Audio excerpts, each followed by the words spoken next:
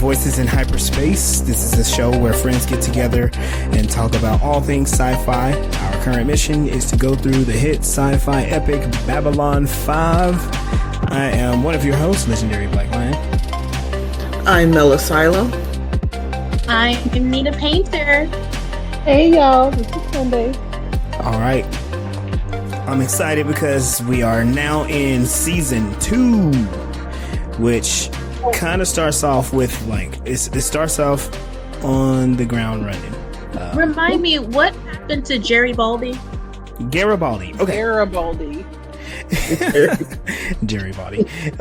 So remember, the last episode was he was shot in the back, and he's in the hospital recovering from that, or potentially recovering. He was one of the people that uncovered the conspiracy to assassinate the Earth president. And when he was going to tell someone, he got shot. He got blasted with a PPG. Yeah, because snitches get stitches or comas. Oh no. So, for us, it's been a couple of weeks. So it's been a while. Where we left off in the last episode of season 1, Garibaldi was shot and he was in the hospital, and he literally has the person who shot him watching him. Yeah. Along with that, Delenn put herself in a cocoon in her quarters. Jakar left the station to go investigate to figure out who this new group of people are in the galaxy. Londo, he is basically on the other end of sector 37? I can't remember the number, but what are they throwing him? A celebration like when the football teams win, they have a parade. Are they doing a parade for Londo? Well, we know that the Centauri are very happy that whatever Londo did got the job done. What were the other things? I can't remember, but I do recall the last line spoken was Sinclair saying that nothing's the same, everything has changed. And he looked very just frustrated, disappointed, defeated. So that's kind of where everybody are. Some of our main characters are in some incredible points of transition. So then we come to this episode, which there were some things that stood out to me, but I wanted to get y'all's opinions before we start talking about the story. What are some things that you saw that surprised you, that made you think this is much different than season 1? Sinclair's gone. Right. And that I think all white people look alike. Sorry. Oh my God. I was really struggling with they said that's not the same guy. Yeah, he's a little different. He's the same guy from the movie that we saw first. Yeah. Oh, I didn't see that movie. But that's okay. I'm here now, and things that felt different. I'm not going to say I really noticed the difference in the CGI and stuff, but Damian said that it was, so I'm well, I guess there's that. I noticed that in the CG, okay, granted they do shoot at a certain style, but from season 1 to season 2, the season 2 graphics have a lot higher fidelity. There's a lot more color too, and I don't know if it's the quality of the show that we're the source that we're watching, but it's much more sharper. On the interior, they're using better lighting. It's more dynamic. It doesn't seem like they're in a box anymore. They feel like they're in a more livable place. If that makes sense. The beginning, whatever it was that I tried to get you to skip past. Yeah, the show intro. Yep. It definitely looked like they were in a really big mall. I'm hold on, I see you. Mm-hmm. Yep. With more, what are the actors that are not a part of the cast? Backgrounds. Background. Extras. Extra. The extras, yeah. Yeah. Way more extras. And then one of the Minbaris had like a different color skull piece, like it was golden or something like that. That was unique. Yeah. I saw a couple of things too. One thing that stood out to me was they showed Babylon 5 from the exterior, and they actually showed like the planet's nighttime over the station. So the station had like nighttime lights. There was a big shadow over it, and it looked nighttime. It looked really good compared to it being more flat in the first season. I was excited to see the blueprint of the Babylon, and when they started explaining that the delegates are at this place and then the other people are in this sector, he walked away. I'm like, go back. I was listening to that.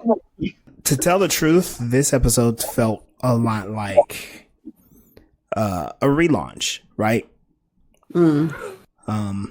We like a way to look at it is we got a new captain or station commander.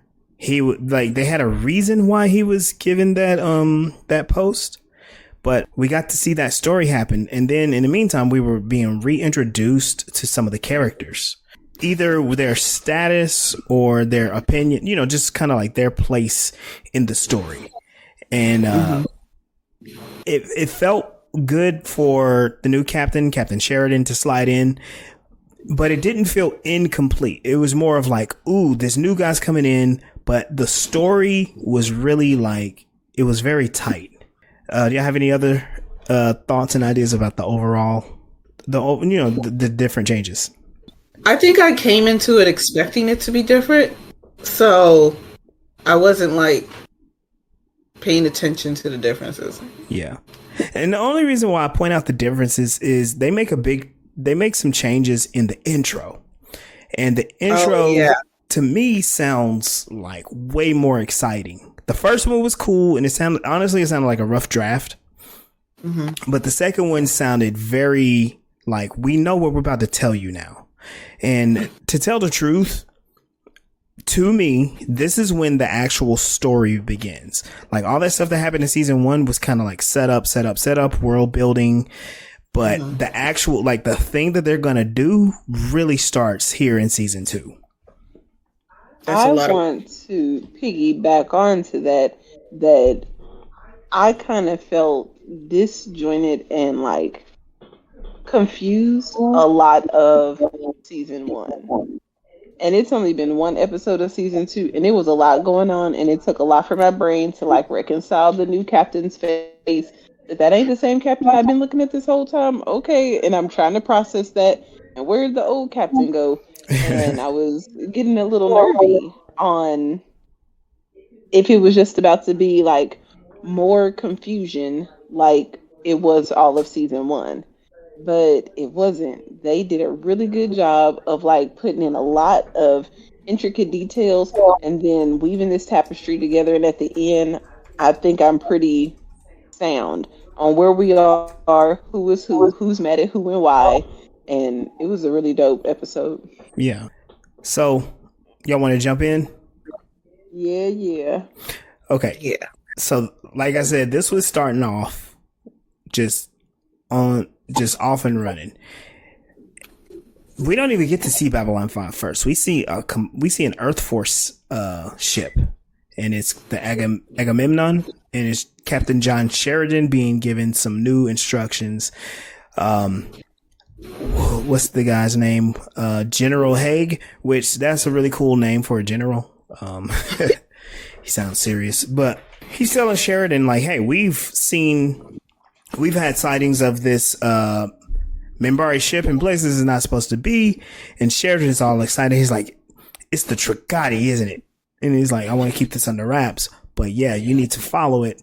But while we're giving you that job, we're really going to be doing this other thing. And I need you to do this for me. I liked that as they were changing the captain, which essentially is the lead of the show, that they gave a specific reason. It wasn't just like, oh, the other guy got reassigned, and here he is like, no, we need him. We need to show John Sheridan doing something, so it is important that he's there. I think I know where I got confused. I thought the first guy that was getting orders from that captain was getting orders to go to Minbari. And then the new guy was the new person who was being instated. Right. That's not what happened. Right. So what it was, the old guy was gone, and we didn't even see him this episode at all. We just were told that he's gone. Right. Yeah. And there is some behind the scenes reasons why the original actor, he was having a number of challenges, some of them mental health, and he couldn't keep up the acting schedule. For him to finish, season 1 took a lot. And J. Michael Straczynski took a lot of, effort. He put a lot of effort to make sure that he was able to finish it. And it's a shame too, because I thought that Sinclair was doing a really good job, but if you look at the differences, Sinclair had different types of war traumas. He had survivor's guilt, right? And through his character, you saw him more as a darker person. He was trying to dig for hope, but he just hated being in that position of being a diplomat. Yeah. He'd rather fit. Yeah. And John Sheridan, he looks like he's excited for whatever the challenges are. And I think it's kind of cool because they were explaining his background. He was an Earth. He was a human captain that destroyed the most famous Minbari ship, the Dark Star. That made me think that, like, at the end of the last episode, the people who killed the president and inserted members of some Earth force that's, not for the peace of and democracy of all the United Planetary Alignment. I might be using words from Star Trek. Sorry. No, that's fine. Whatever. I think we're getting there. But I thought that the removal of the commander and then the insertion of this new one and the way he was talking to him, like, yeah, you done blew these motherfuckers up before, so we need you to, keep that same energy. I was like, oh no, they're inserting a new commander that's not going to be on the path of democracy or diplomacy. And that was making me kind of nervous. How did the rest of y'all feel about the new captain? He likes oranges. He really likes oranges. It's going to come up more than once in the series. I like the way he the secret or the not war, but it made me think of something Sunday had said before about letting everybody have the information and not what was it you were talking about? Yeah, that everybody needs to know. That you mentioned that made me think about when Ivanova was told to give the order not to fire, and she hesitated, like, the fuck, why? And he's like, just do what I said. And I'm like, y'all don't want me out there in those pilot seats talking about don't fire, and I'm gonna need to know why. And Nika is trying to explain to me that in the military, bitch, we ain't got time. Just do what I say. And I'm like, I can't do what I'm told without knowing why. Damian told me that there's a word that describes, like, what there is wrong with me, that I can't follow orders, but I would not be colonized. She's a contrarian. She is defiant. She's a rebel. But I think so what was it, 12 years since that fight? Yeah. Mm-hmm. Okay. That's enough time to explain, like, our systems can't detect Minbari stuff. Don't you find that suspicious? That we can see them all of a sudden? Yeah, like, all the things the captain was saying made sense, but the fact that it was news to so many people did not make sense. Like, why aren't we passing this down? And why do we have the same fucking system after a decade? That's a good question. You were in the military, so, like, why would the military hang on a 10-year-old systems. Oh, that makes no sense. Yeah, that struck me too. Like, why are y'all still using 12-year-old tracking devices, especially after you've made peace, well, somewhat peace with those species? You haven't attempted any time to figure that out, and just in case, like, oh, let's be diplomatic instead of actually, huh? Nah, they don't trust you. I mean, they should have been trying to figure out. They had 10 years to figure out their cloaking, for lack of a better term. Why they couldn't track them. I have some like headcanon. So like maybe, and this is all speculation headcanon just to try to make the thing make sense. One, the humans got beat up so bad they weren't really able to make upgrades to the military. They were only able to get numbers back up with what they already, with the technology they had. And that might explain why the technology looks old, like the graphics look bad. Nah. Okay, them being into construction makes a lot of sense. And then this made me, we made a statement in one of the previous episodes. I think it was in the season finale for season 1. I think we made a statement about how this is kind of like the UN. So if you have one group like rapidly like advancing their military technology and starting to like supply everybody with weapons, it looks provocative. So maybe humans got put in a position to where it's like, okay, we really can't do a lot right now, and if we maintain this view, we won't start another war. And really what it is keeping humans weak in the galaxy. Right. And then maybe that's why. And then so another thing that goes with that is, what if the Psychor has a lot more influence back then too? So they might be suppressing the technology so that what they're doing, what they're improving on, like we saw in the last season, will take over from the technology. And at large, think about it. Since you mentioned the Psychor, it could be that the Psychor special agents, they have the advanced technology. Like if we think like Star Wars in Section 31, they had all this advanced technology hundreds of years before regular Starfleet. So maybe that's what's going on. Regular military people don't have the advanced technology. They're just thrown out there as fodder when when it's time to go to war. Or people think that what we have at Area 51 for some reason.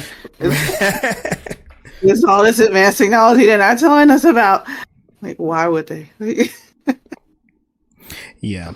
All right, so moving on. They can keep oppressing the people. Yep, and suppressing their information. Like, so Captain Sheridan arrives unexpectedly on the station, and one of the security folks immediately informs Ivanova. And she's like, what? He's here? And then she rushes down to go meet him. And basically, he doesn't care for all the pageantry. He's just trying to get on the ship and go to work. Yeah, I was recognizing how Ivanova was stressed out, though. And I think they had said it had been just like 8 days. That, am I understanding correctly that she was like in maybe an acting position while they were waiting on the replacement to get there? And I very much saw myself in her in this episode, because I'm never asking to be the lead of anything.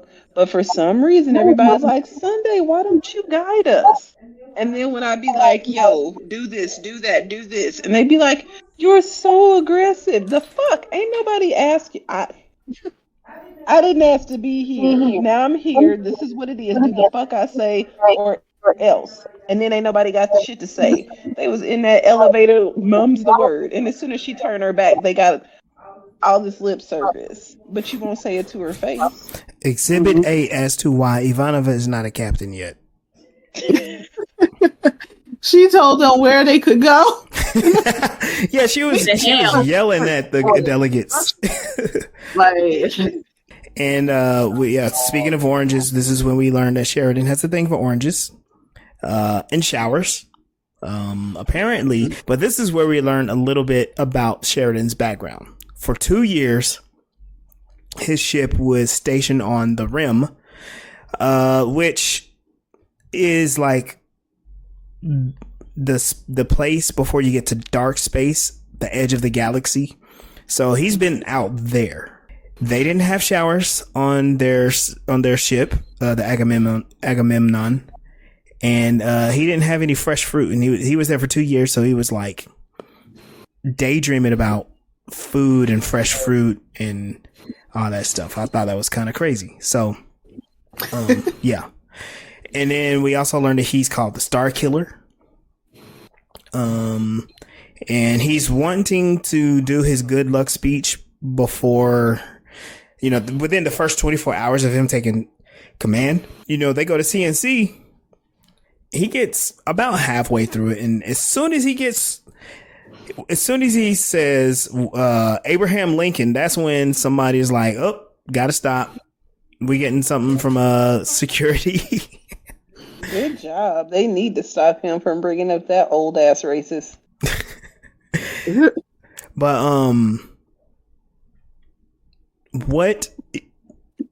what is one of the things that start? Oh wait, no, I'm kind of jumping ahead.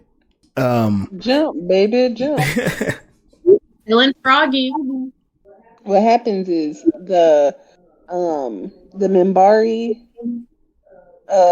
gentleman that had been missing for over a decade. Yeah. He threatened one of his own people, and we found out that the Minbari don't hurt Minbari. They don't have Minbari violence, but they do today, and that was popping off before the speech happened.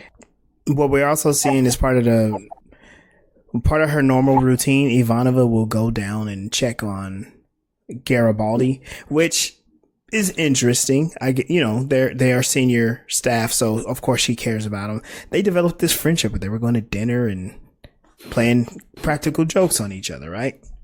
Mm-hmm. And Franklin is basically being Doctor Strange and noticing her without even turning around. And and they're just having a conversation about Garibaldi's condition, in that he's in a coma. The doctor did all he could do. He might get out of a coma. He might not. I wanted to point out something. Ivanova is still pessimistic, but there's a little bit more edge on Ivanova during this episode. And we can say like, okay, a whole bunch of stuff happened in season 1, or we could also say like they really know what they want to do with Ivanova in this series, and so they're starting to introduce like some sharpness to her. She's not just pessimistic, ho-hum, dreary Ivanova. She's like sharp to the point and like mean Ivanova now. Why she gotta be mean? She just being direct, that's all. When a woman does it, mean, but when a man does it, he's a leader. Apparently you haven't met Captain Lorca from Discovery. So there's I think the person you're talking about is Kalane. I don't know how to pronounce his name. And this part I thought it was kind of interesting. He's skulking around in green sector, and he gets caught by security, and they're like, "Oh, you're going the wrong way. You need brown sector. You need to go this way." And he's like, "Just give me your identicard." He does, and they show what the identicard looks like now. And I felt a little disappointed because the card didn't have like anything on it, and the scanner was like this little like pocket. What do they call those? Pen and pixel or pocket. What the watch? Game and Watch graphics, it looked like one of those little video games that barely moves. Oh yeah. because in the series opener in that movie, it was all like special graphics and animated and all that stuff. This time it didn't have none of that. And I was just like, oh man. My understanding that there was a movie in between season 1 and 2. Probably, and we will get ourselves caught up on that later. No problem. All right. Yeah, I've been trying to look at the like watch order, and it's I'm like, let's just keep going through this. Understood. But anyway, he like Buddha palms the security guy in the chest and knocks him out. And his whole thing is he's trying to like go, he's trying to find something, right? It originally showed that he was trying to get into the ambassador wing. So he's clearly trying to get to Ambassador Delin. And I thought that was like early on, I thought that was like, okay, that's pretty interesting. He's hunting her out. Of course he's going to kill her, right? Yeah, I thought he was going to kill everybody. The first dude, the human security guard. And it is interesting in what we're finding out about the Minbari and how, what is the word? They kind of seem like in the direction of Quakers, but they got a warrior cast at the same time. Like, who did they evolve to fight? If they not having internal conflict, to then, have that evolved and ready to fight anybody else that they came in contact with in the universe. They're supposed to be enlightened. Yeah, it's probably been several thousand years since they fought each other. And like, if we want to compare them to Star Trek again, they would be like the Vulcans, where the Vulcans have it's their philosophy that gives them the logical thinking. Like naturally, they would be like hostile and they suppress it and they do all these techniques and meditations and whatever to suppress their emotions and their lack of logic or just be aggressive. So, this would be the contrast of suppressing it and just having a whole nother class of them that do it. Gotcha. Thank you. That makes sense. Yeah. Which there was something I did notice. In this episode, we saw several male Minbari and a female Minbari, right? And all of the male Minbari, except for Lanier, had like the sharp head bones.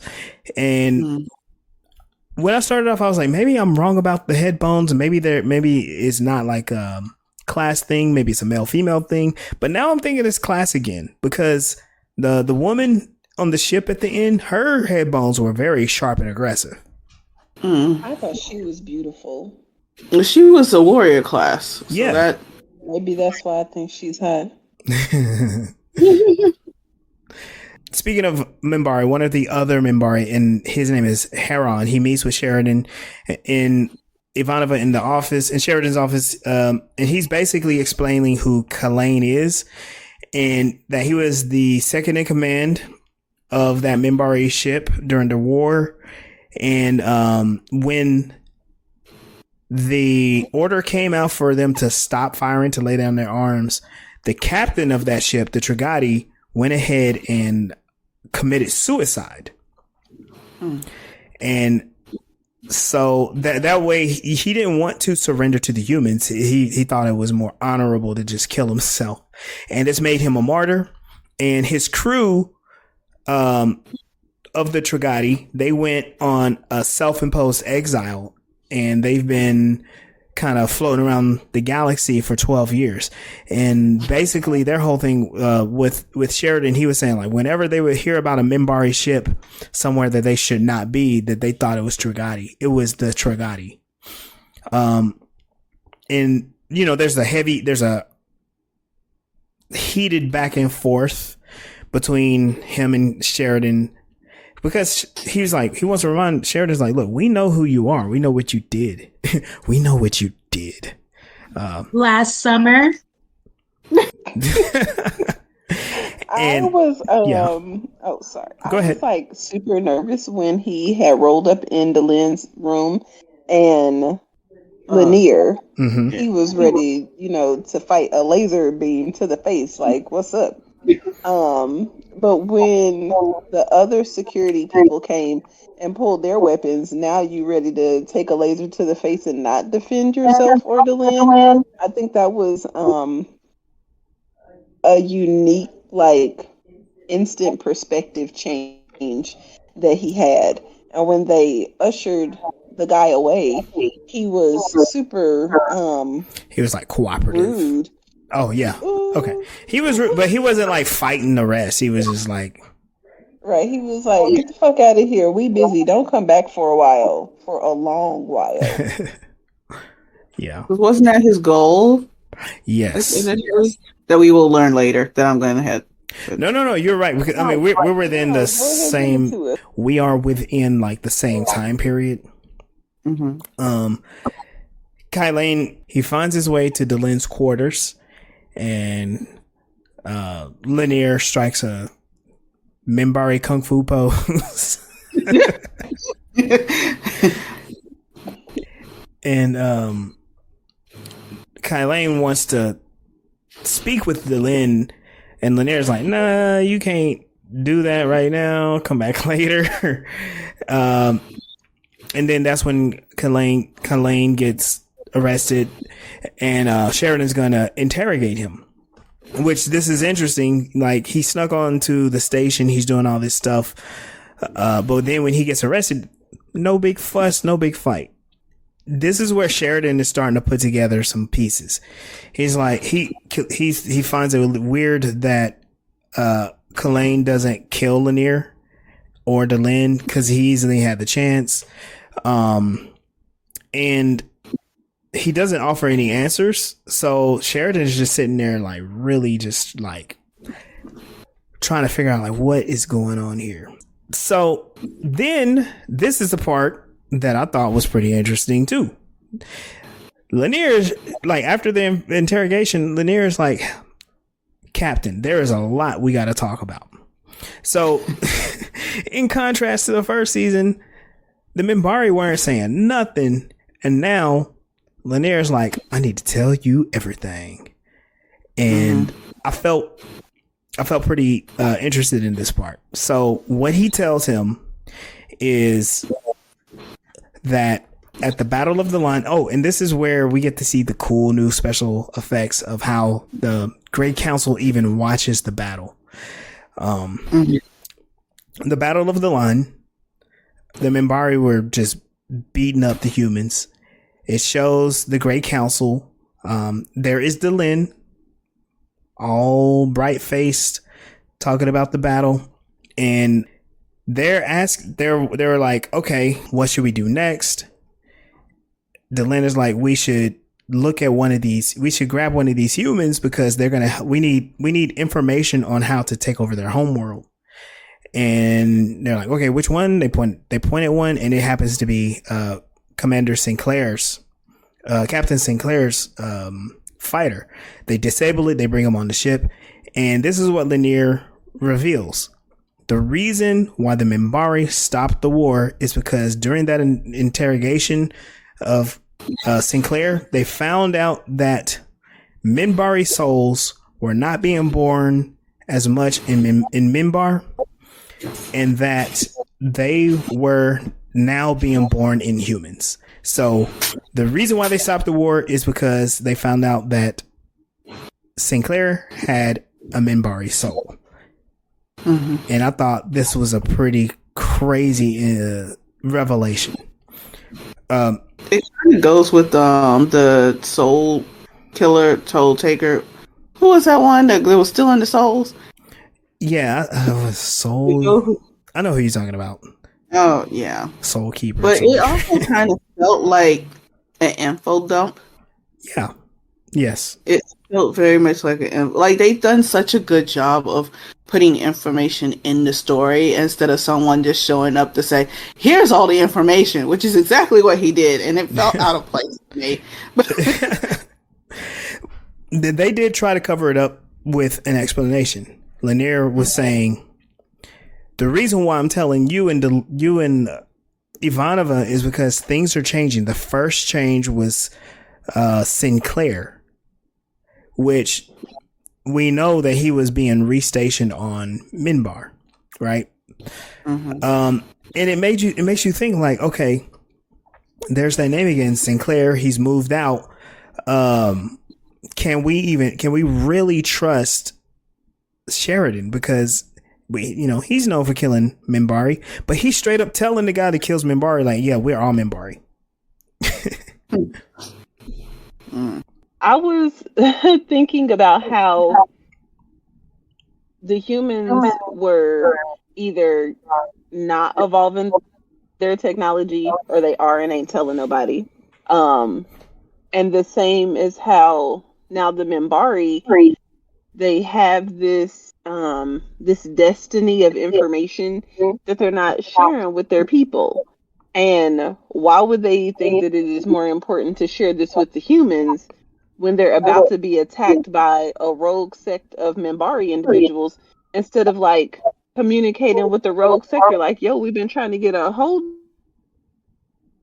of y'all to let y'all know, like, this is why we don't want to fight the humans no more, because we're interconnected. But I thought it was interesting that Lanier shared that, but he was like, now that you know, keep it a secret. Which I guess that kind of ties to the main story, because it's like the warrior caste just does not accept the dictates or even the information of the religious caste. They are very skeptical, and they've become even more skeptical since the war. Well, and they are very deceptive, even though they portray themselves as someone who is about the truth and about reality and stuff, but they're really not. They just say all that. Their actions obviously, and a lot of times, go against what they say. Yeah. There tends to be like we see them do one thing, they say another.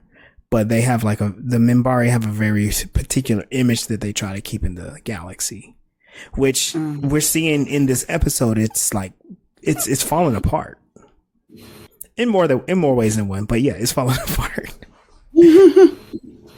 So after that, Sheridan and Ivanova are headed down to CNC, and there is a red alert. Sheridan immediately asked for Starfuries to be released, and what happened was the Trigati came through a jump gate, and that's what set off the red alert. And they scrambled the fighters. The Trigati scrambles its own fighters, and then we get to see that lovely Minbari warrior woman demand that Kylane be released. And it's all pretty interesting, because we saw a flash of Kylane popping something out of his tooth, opening it up, and then eating it. And so all of this intense emergency and standoff is happening. They're about to have another shooting fight with the Trigati, and Sheridan's really trying to figure out, man, something is not right. This is where Sheridan confirms that Kylane actually died. He committed suicide with that thing in his tooth. And now we're here. Now we get to believe the Star Killer. Nobody's gonna believe the Star Killer. Right? Like, yo, y'all dude killed himself. Right. He was in police custody, and he just accidentally died. I was like, they don't have security on this guy watching him.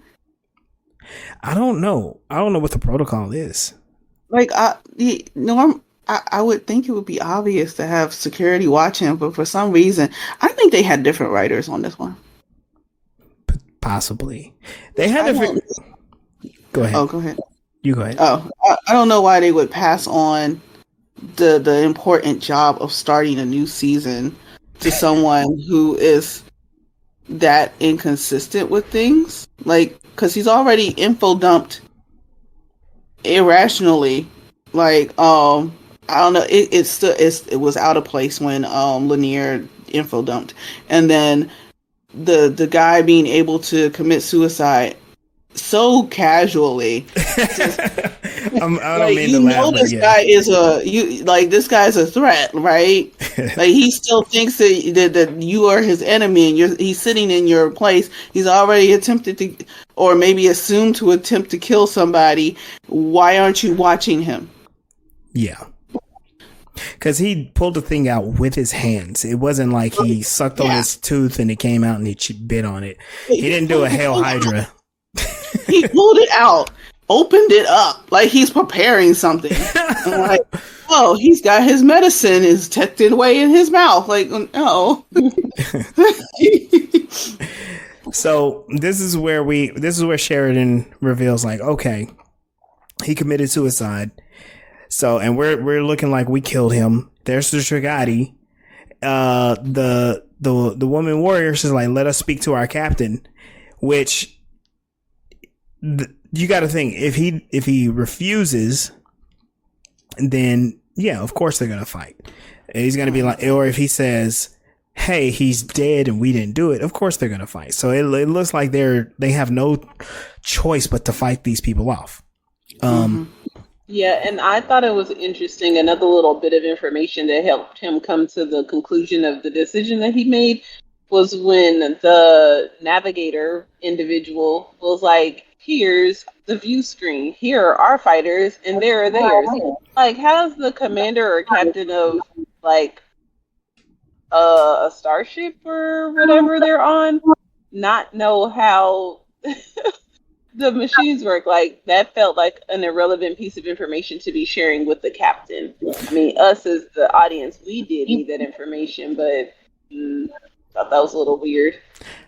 Well, remember I said it felt like this episode was like a reboot. So they had to handhold for some members of the audience, and think about this came out in the 90s, so it was a new episode for everybody. So they had to handhold people through. And honestly, this is one of those details that I just wasn't paying attention to for all the excitement. But Sheridan clears it up. Like, you get to see, like, okay, here's their fighters, here's our fighters. And he's like, what? He asked Ivanova, like, what did he say? What systems are these fighters using?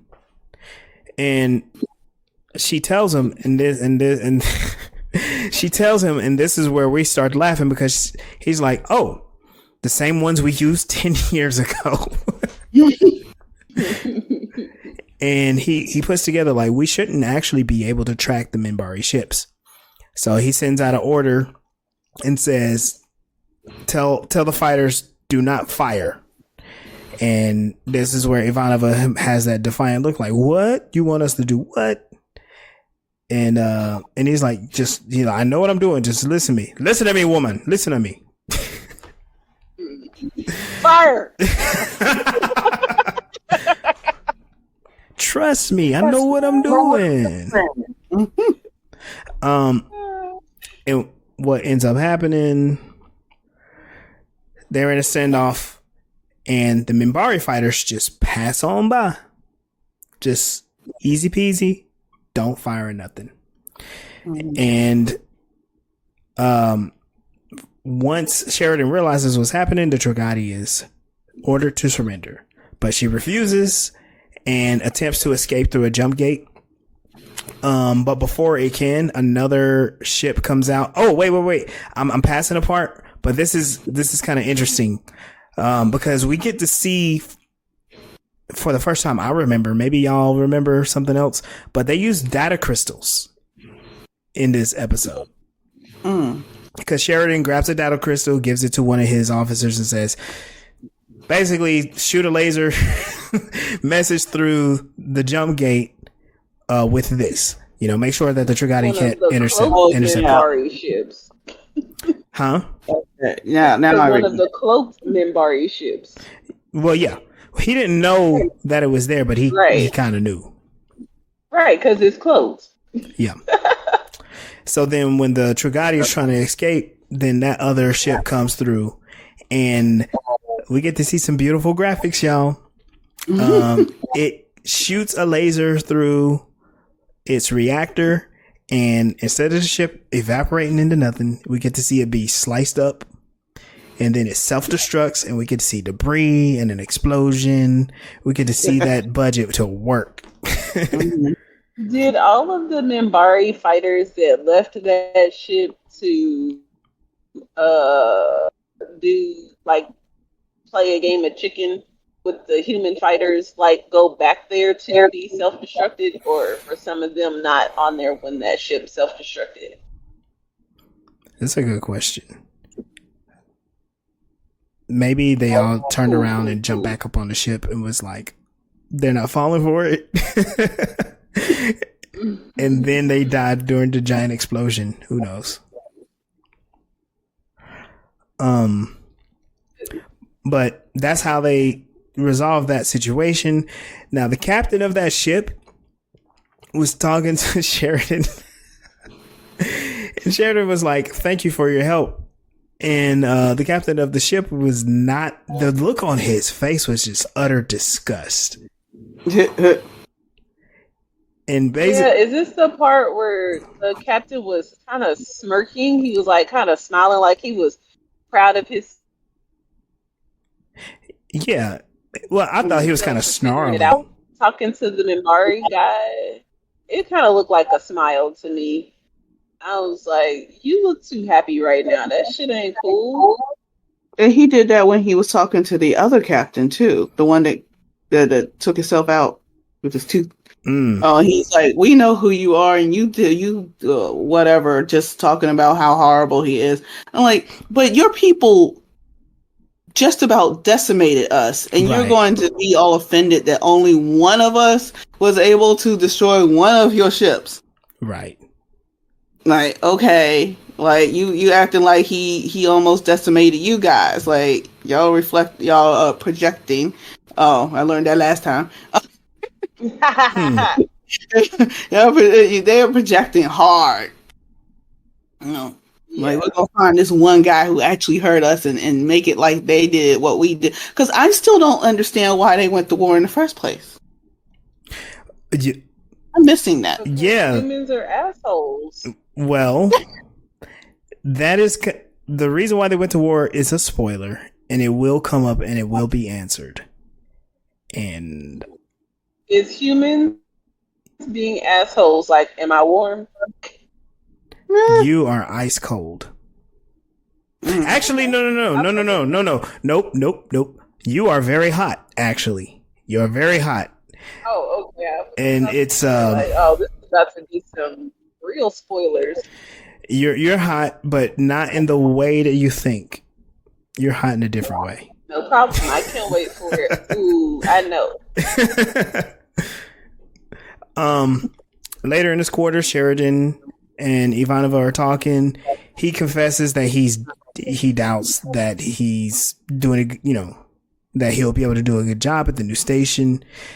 And he mentions that he spoke to the president, who is also aware of the Minbari's soul transfer. Now, here's the thing. This is the new president. Remember that guy? Oh, that weird looking guy in that vid in the last season. So the new president, it really bothers me that he's aware, but fine, whatever. But neither he or Sheridan actually believes it. So he's kind of like he's not even on the fence. He's like, they're just lying, whatever. Right. But Ivanova reassures him and tells him like, he shouldn't second guess himself. Then like basically the episode's over. We see two like endings to it. We see that Lanier returns to Dylan's side, and he's talking aloud to the cocoon, basically saying everything that happened, and he regrets not telling Sheridan the whole truth, which you know, typical Minbari fashion. He tells somebody something, but then he doesn't tell everything. Right. And then he leaves, and then you start to see the chrysalis start to crack, and you see like this little liquid leaking a little bit. Yeah. He's leaking, soaking wet. Stop it. Ivana and Franklin and Kiefer are enjoying some drinks, and they're trying to figure out what they figure about the new station captain. Franklin basically says he likes him, which is interesting. But the rest are like, well, Kiefer is not sure, and Ivanova is just kind of laughing, and they're like, by the way, where is the captain? And turns out that he left, and he's on the deck of CNC to finally be able to finish his good luck speech, but it's empty. Everyone's gone for the night. But he's keeping that commitment because what they're trying to establish is that he's going to be our new captain for the foreseeable future. And then roll credits. Yay. Wonderful episode. I thought it was pretty good. It was really tight. The story was very well carried by Bruce Boxleitner as Sheridan.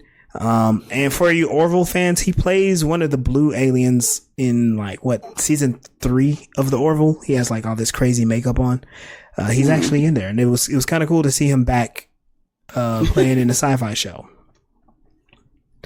So overall, any thoughts? What did y'all feel about the new captain? I like beginning. I thought that he was one of these hothead, shoot 'em up, ready to, fight. I thought that he was being implanted as some, a pro-Earth with the Thank you, love. A pro-Earther, and when he was putting together all the puzzle pieces, and it's like, yo, we gonna put our front line out there, in a real tight spot, and I don't want nobody to shoot. I was like, okay, hold on, this guy might, be something that we can work with. So I am very excited for this show. It seems like it's gonna go well. Nita, you said you would like him? Yeah, I liked him a lot. Is there anything? He can. Go ahead. Sorry. No, I was just saying he can get it. Yeah, he's cool. Okay. What about you, Mel? Oh, well, I kind of knew that he was going to replace Sinclair, but I didn't expect him to replace him so soon.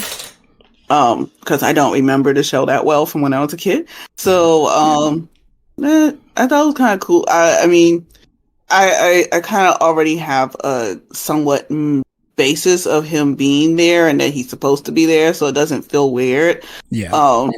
Them changing command in such a way, it kind of makes sense, I guess. Because you wouldn't want to replace him with someone that's just like Sinclair. Sinclair is only Sinclair. Yeah. There's only but one. Then it's also kind of the thing where they put military heroes in charge of this thing that's supposed to be diplomatic. You clearly, I guess it's supposed to you understand the actual depth of the tension because you were actually there in it. Yeah. I don't know. Yeah.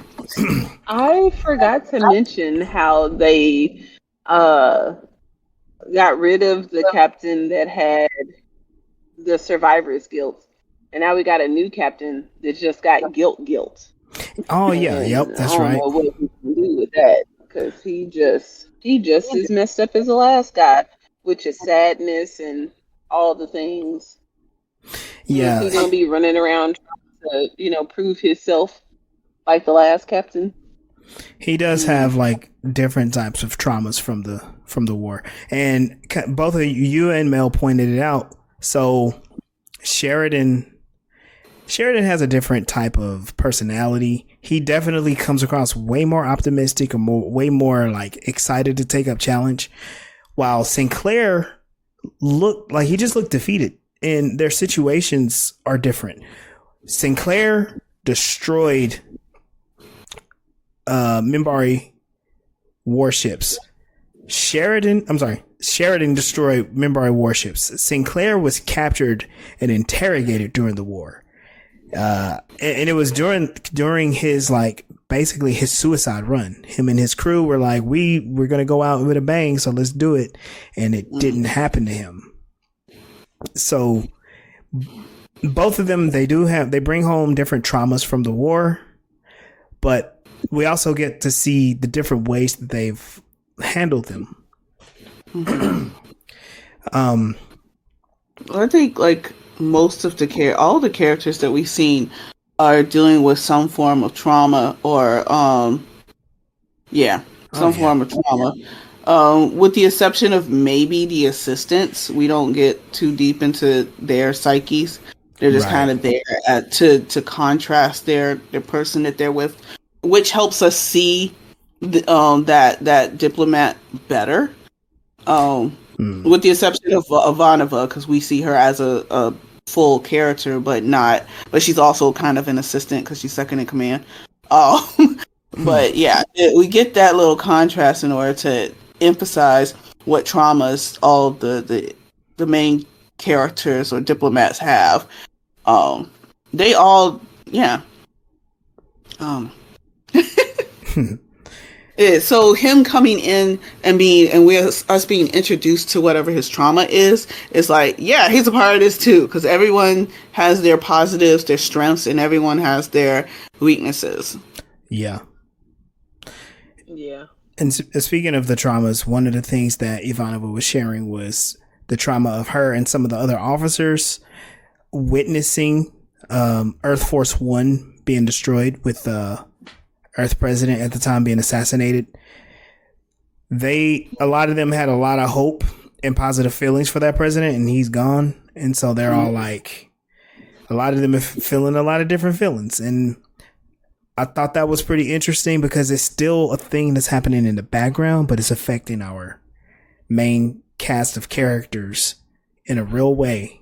And where Ivanova was saying, like, I see it exploding in my dreams, and I'm like, wow, I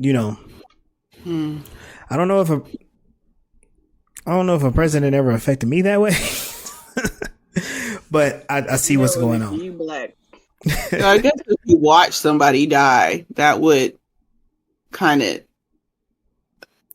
And she's going through training, but I don't think she hasn't actually been in a war. She's a lot younger than them, right? Yeah, but she's from season 1. She's an extremely pessimistic person, so it seems that she was holding hope in the hierarchy, right? But like, even though she's pessimistic and she knows about the conflict and stuff, I'm not sure how much conflict she's actually seen yet. Yeah, probably they not say much. She's clocked in flight training, but that was her like, hey, I clocked in this much flight training. She never actually said, and actually in the Galactic Team video I made of her, at that point she had not seen any actual battles until she got to Babylon 5. So she's coming in like being this badass, like she knows what she's doing, but she's never actually really done it before. Right. Yeah. So this is the first like true thing that she's actually seen. Yeah. So we got that out of the way. We got to see this new guy come in. A little bit of a status update on all the other characters. Do y'all have any potential predictions? Well, we know what's her name's coming out of the cocoon, so yeah.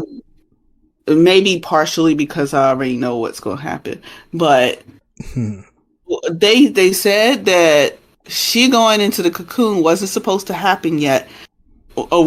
In like next to the scene where we get the info dump about the Minbari being born into humans. Yeah. So maybe there's a connection there.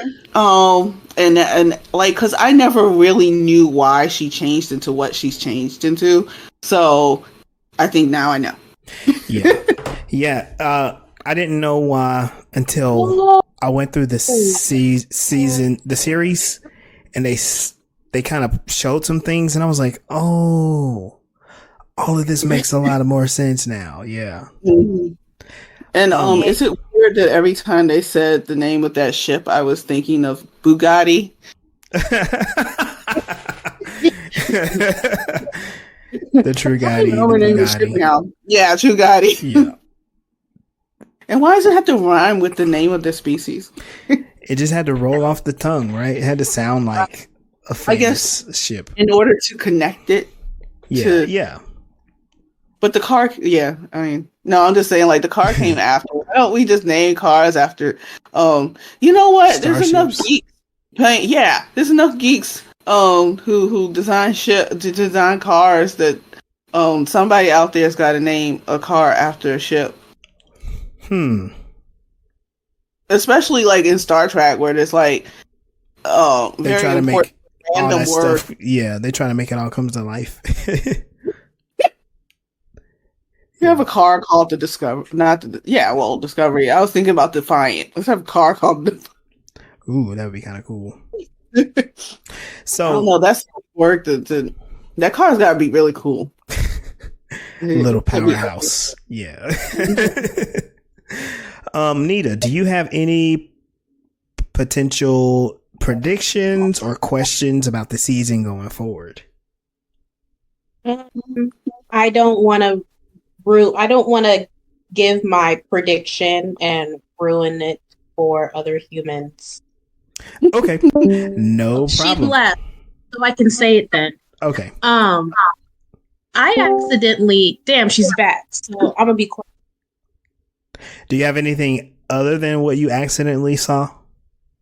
And the thing is, I only think it'll be like a couple of episodes too. So, yeah, because there's already cracking, so we're gonna see it. Yeah, it's gonna happen. It's gonna be next episode. Hey, Nita, I'll share this. The thing that you're about to talk about, there was something that I noticed that they did in this episode that was so genius. They didn't spoil it in the intro. In the intro, they showed that person the way that they were before. It showed Delenn the way that she was before she went into the cocoon.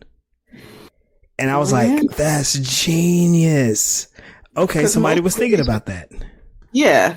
Because most series would show the opening with pictures from that season that you haven't seen yet from the first episode. But yeah, they took care into that. A lot of good care. So, Sunday, do you think that you have a few questions or predictions about the future?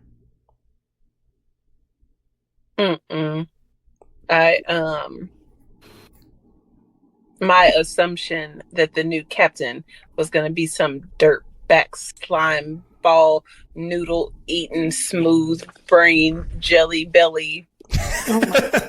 Oh, you don't like that guy, or you don't like what he potentially could have become. Coming Carl has been squashed in this first episode by him not being some random hothead that wants to kill, every Minbari that he comes in contact with. Cool. And then a couple of things to remember, because we know that Delenn is in her cocoon coming out. Also, Garibaldi is still in a coma at the end of this episode, so just kind of hold that in the back of your mind. In the meantime, we will be getting ourselves ready to go. I enjoyed recording this episode with y'all. I was excited. Things look good. We're moving forward.